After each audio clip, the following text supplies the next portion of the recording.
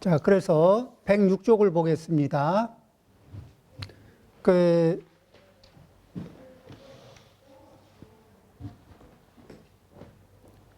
나는 행운과 불운이 모두 자신의 행동의 결과임을 믿게 되었다. 자, 그러니까 과거에서 현재 이 시점까지의 내 업은 상수, 결정돼 있죠. 그런데 그것은 과거생 때 아니면 과거에 내 자신 행동의 결과이죠.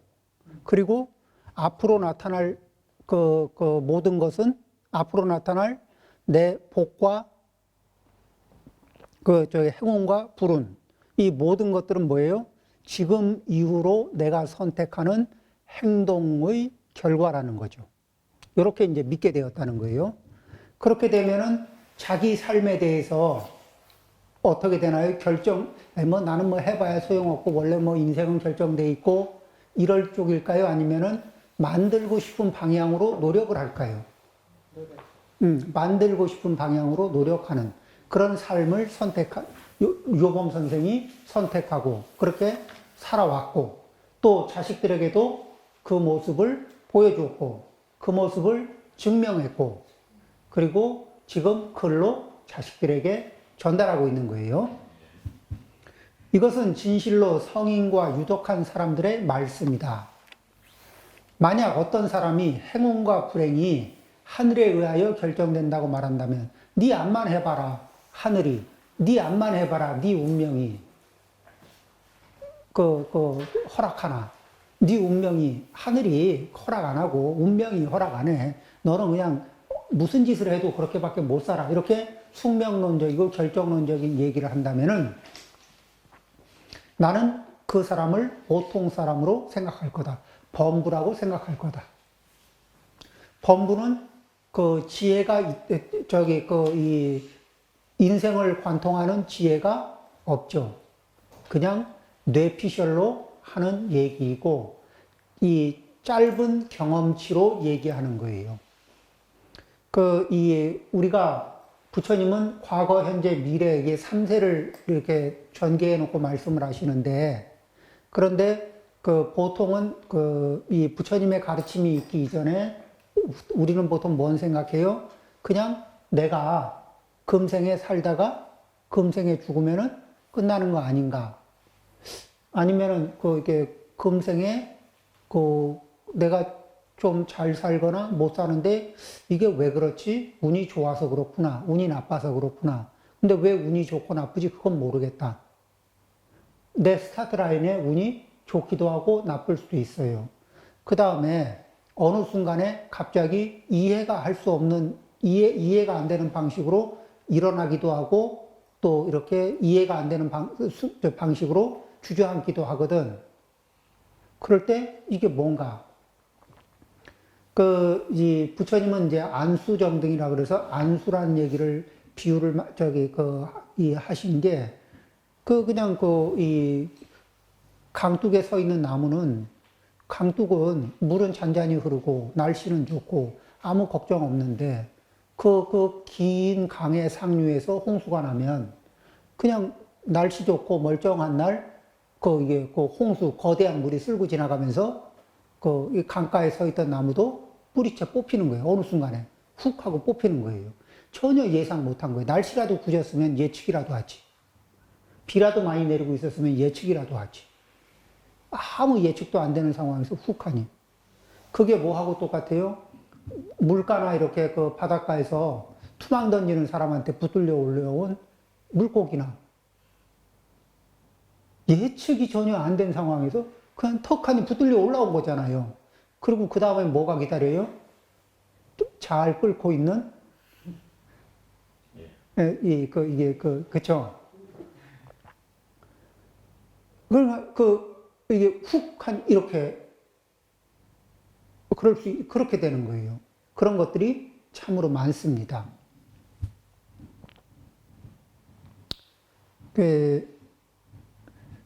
요번에 이제 우리나라의 비행기 착륙한 소령인가? 그게 조종사요.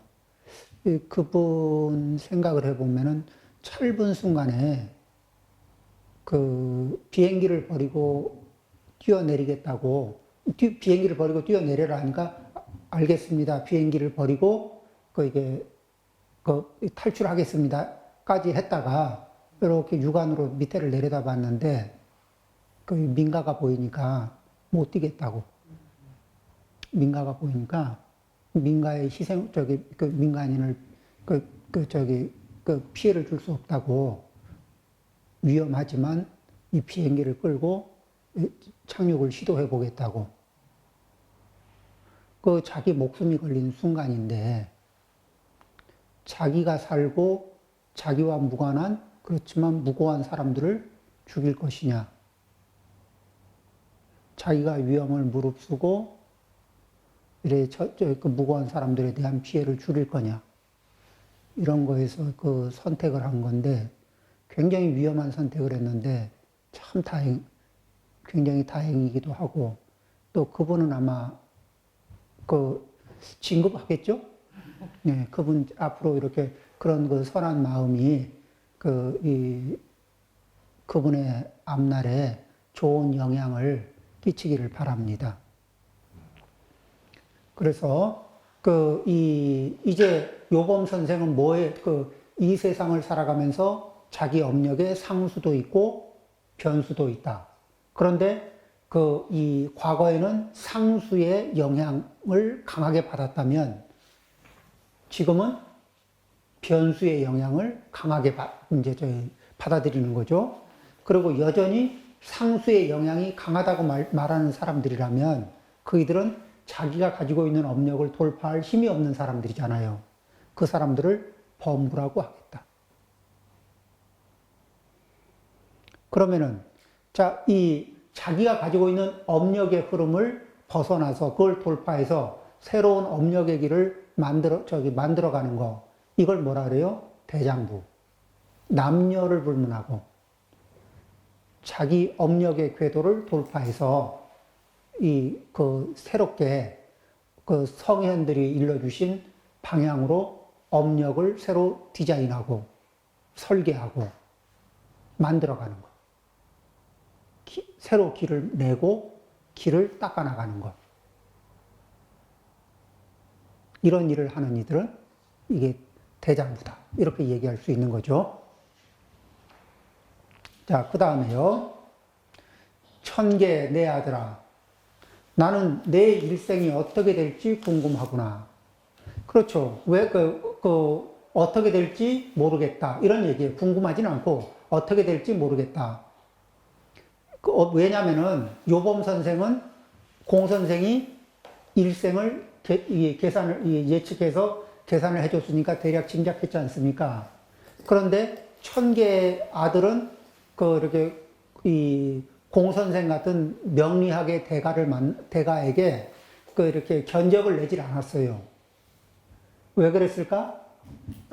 요범 선생은 이제 상수는 타고난 자기의 상수가 어떻든지 간에 상수에 주목할 것이 아니라 거기에 변수를 어떻게 더해가고 변수를 어떻게 곱해갈 것인가, 이것에 주력한 거지. 거기 이 타고난 상수가 좋은가 나쁜가, 이거는 주목할 영역이 아니라는 쪽으로 이미 확정이 된 거예요. 사람은 항상 최악의 경우에 대비해야 한다. 그러면서 따라서 번영할 때도 그렇지 않은 것처럼 행동해야 한다. 그러면 사람이 잘 나갈 때, 번영하고 있을 때는 어때요? 기세가. 자, 봐요. 자, 자신감 있는 사람이 잘 나갑니다. 자, 자신감 있어요. 자신감 있는 사람이 잘 나가요. 주변 사람들이 잘났다고 해주고 인정해주고 막 이래요. 그러면 어떻게 돼요? 이 거만심으로 이 병이 드는 수가 있어요. 우리가 자신감 넘치는 사람은, 그리고 능력 있고 자신감 있는 사람은 아름답게 보는데 그 사람이 거만하게 비춰지기 시작하면은 계속 좋아하나요? 별로죠.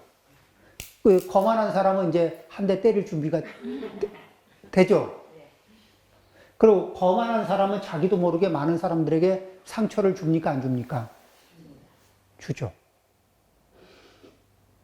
그래서 여기에서 이 요범 선생이 뭐냐면 번영할 때도 그렇지 않은 거죠. 그러면 이 자신감을 가지고 가고 사람들이 그 자신감에 호응해주면서 그 박수를 쳐주고 있을 때 그때 뭐냐면은 전혀 박수갈채를 받지 못하고 인정받지 못하고 있는 사람들도 있을 거 아니에요. 그런 사람들의 모습을 생각을 해보는 거예요. 이것은 이런 사람들의 반응은 자기한테 주어진 이런 조건들은 항상하다는 거예요? 아니면 늘 변화한다는 거예요? 그리고 이런 다른 사람들이 번영할 때 그 자신감 위에 그 번영하는 기세를 타면은 사람이 거만심을 가지고 병이 드는 수가 있는 거야. 병들지 않기 위해서. 그러면서 자신감은 갖추되 이런 사람들의 이 찬사의 영향을 적게 받는 건 뭐예요? 내가 아무 찬사도 받지 않는 그런 상태에 있다, 그런 조건이라면은, 그럴 때 아무런 도움도 받지 못하는 그런 상태에도 놓여져 있을 수가 있는데, 이 거만심을 거쳐서, 그쵸? 이렇게 갈 수도 있잖아요. 그런데 거만심을 갖지 않고, 그러면서 내가 아무것도 아니었던 때를 늘 잊지 않는 거예요. 아무것도 아니었던 때. 다른 사람들이 주목을 해줄 일이 전혀 없었던 그때도 있거든. 그때를 잊지 않는 거예요. 그러면은 사람이 거만심으로 자라날까요? 아니면 겸손이 기본적으로, 이렇게 잘 나갈 때도 겸손이 기본 코드로 작동되겠죠? 그리고 자신감은 있으면서 사람이 겸손해. 사람이 능력도 있고 자신감도 있어. 근데 만나보니까 되게 겸손해. 어때요? 짱이죠?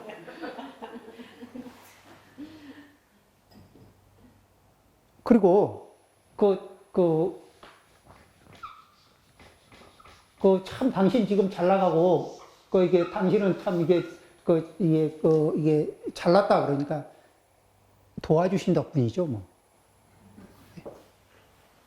저도 노력은 했습니다만 도와주셨으니까 됐죠. 잘 봐주셔서 그렇죠.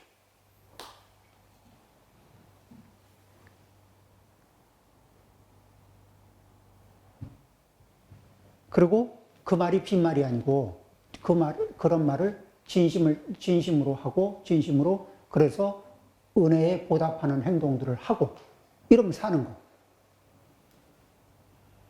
그러면 이 사람의 번영이 빨리 끝나기를 바라겠어요? 아니면 이런 사람은 좀 잘 살아도 돼 하고 이렇게 밀어주고 싶을까?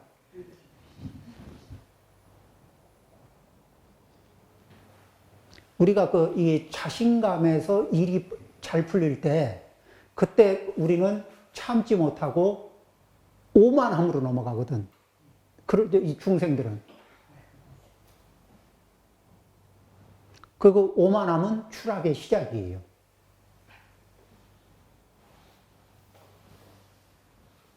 그렇죠? 내가 충분한 음식과 의복을 가졌을 때 궁핍을 생각하라. 실제로 요범 선생은 궁핍한 생활을 해봤을까 안 해봤을까? 해봤어요. 그리고 그래서 뭐냐면은 궁핍한 언제든지 궁핍해질 수 있다는 거. 내가 지금 음식과 의복이 충분한 상태에서는 사람들은 어떤 착각을 하냐면 평생 이렇게 충분한 음식과 의복을 갖추고 살 거라고 착각해요. 그런데 그게 한평생 그렇게 안정적으로 유지됐으면 그것도 큰 복이에요. 사장님 부인들 있잖아요. 잘 나갈 때는 이게 벤트리를 살까 말까 고민도 해봤겠지만 안 나갈 때는 집은 집도 다 이게 다 넘어가고 세간살이가 나만 하는 게 아무것도 없는, 어떤 분이 그래요. 사업이, 거사님이 아주 능력이 있어서, 이게, 보살님들의 복이 많습니다. 제가 3번 해먹었습니다. 이 사업하는 사람 부인다는 거는 속이 다 썩습니다. 이런 얘기 하거든요.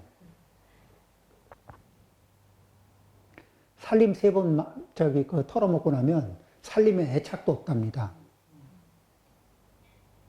그러니까 새로 사서 가지고 있어도 그 물건에 특별한 애착도 없답니다. 언제 나갈지 몰라서. 아니, 이미 애착을 붙여서. 심장에, 처음 살림 나갈 때 심장에 반 조각을 잘라주고, 2번째 나갈 때도 심장에 또 남은 반쪽을 떼주고, 애착을 붙인 데에는 전부 다 이렇게 엄청난 통증을 경험했는데, 자, 그래서 이제 이렇게 반대로. 그러니까 잘 나갈 때 모든 게 여기에 중심 코드가 뭐예요? 겸손이죠. 자신감은 갖춰도 오만함으로 빠지지 말고, 그리고 항상 내가 잘 될 때, 잘된 나에게 부러워하고, 이렇게 축하해주는 그 사람의 처지가 언제든지 될 수 있다는 것을 또 그 입장에서 내가 그 입장이라고 생각하고 사람들을 대하기. 자, 보세요. 이거 한번 볼까요? 자, 이게 또 쓸게요. 1번. 내 존재가 가장 소중하다.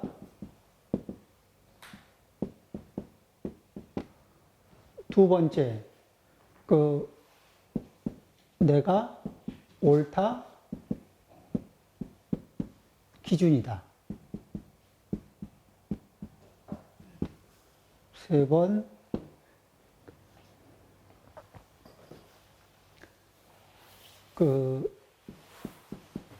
나는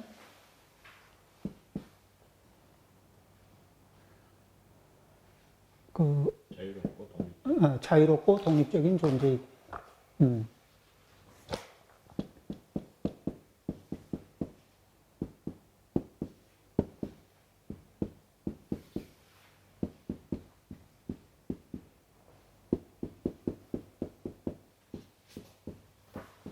뭐 이렇게 하면 되겠죠? 네 번째, 나는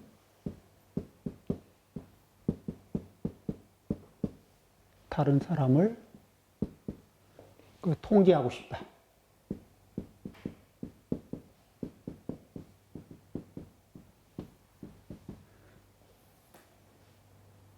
이게 이제 근데 내가 보통 사람들은 이제 이런 마음이 속내에 다 있죠. 잘 될 때가 있고 안 될 때가 있고, 잘 되면 이게 자신감까지 가면 좋은데 거만심으로 빠지죠. 안 될 때마다 이게 상처가 나요. 이걸 이제 아상이라 그래요. 이 에너지를. 자, 그런데 누가 자, 내가 뭔가를 제시했는데 내가 옳아. 나더러 옳다 그래. 내가 제시한 방법이 옳다 그래. 그런데 그걸 옳다고 이렇게 인정하는 사람은 자신은 이게 틀리다고, 이게 방법이 틀렸다 이렇게 판정이 날 수도 있잖아요. 그럼 이게 그런 자리에서 승자와 패자의 자리가 이게 갈리거든요. 그럼 여기에서 내 존재가 가장 소중하고 잘났다 이렇게 빠지는 게 아니라, 이런 주어진 상황에서 뭐라 그래요? 이 아상으로 떨어지지 않고 아상이 강화되는 게 아니라, 그래, 경우에 따라서 누가 좀 상황을 잘 볼 수도 있고 못 볼 수도 있는 거지. 요번엔 내가 조금 상황을 좀 잘 본 것 같은데 당신도 잘 보잖아. 그러니까 이렇게 그리고 또 그런 입장에서 언제든지 상황이 이렇게 뒤바뀔 수 있다는 거. 그리고 이거에서 뭐냐면 이걸 세게 주장하는 사람은 갑. 그쵸? 그러면 이 주장을 세게 못하는 사람은 뭐예요? 을. 그러니까 내 존재가 가장 소중하다. 갑이 그러고 있으면 예, 당신이 가장 소중합니다. 이게 을이거든. 그렇죠? 내가 옳다 이러면 당신이 옳습니다. 이게 또 갑, 을이고 내가 기준이다 그러면 예, 당신이 기준입니다. 제가 맞추이죠. 이 집안에서 이제 이게 부부 사이에 주도권 싸움은 이 3, 4번이죠. 그쵸?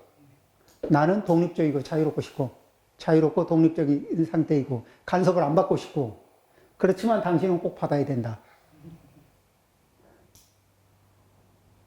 그쵸? 나는 받으면 안 되고, 왜? 내가 옳거든, 기준이고. 그쵸? 근데 당신은 받아야지. 네, 맞습니다. 예, 이렇게 이제 이렇게 얘기할 때, 이렇게 갑의 위치에 섰을 때, 을의 처지에 있는 사람들도 언제든지 을이 될 수 있다는 거. 그러니까 이 기운을 세게 끌어올린다? 아니다. 그리고 상대의 언제든지 반대편 입장에서, 을의 입장에서 갑질하고 있는 분을 만날 수도 있다는 거예요. 그런 마음 자세로. 그렇게 갑의 그런 마음 자세로 자기 자신을 바라보게 되면은, 그러면은 그 자신을 갑의 위치, 자신을 을의 위치 동시에 놓고서 자기 자신을 관찰하는 거예요. 그러면은 이게 어떨까? 심하게 한쪽으로 이렇게 치우쳐서 독성을 뿜어내기가 그래 안 되죠. 좀 겸손해지기도 하고 자기 자제력도 생기고 그런 게 생기겠죠? 요범 선생이 아들에게 이런, 스물 서너 살짜리 아들한테 이런 인생의 안목을 전해주고 싶어서 이런 글을 쓰고 있습니다. 아버지로서 어때요? 그것도 이론이 아니고 당신 살아온 삶의 이렇게, 증거로, 그죠?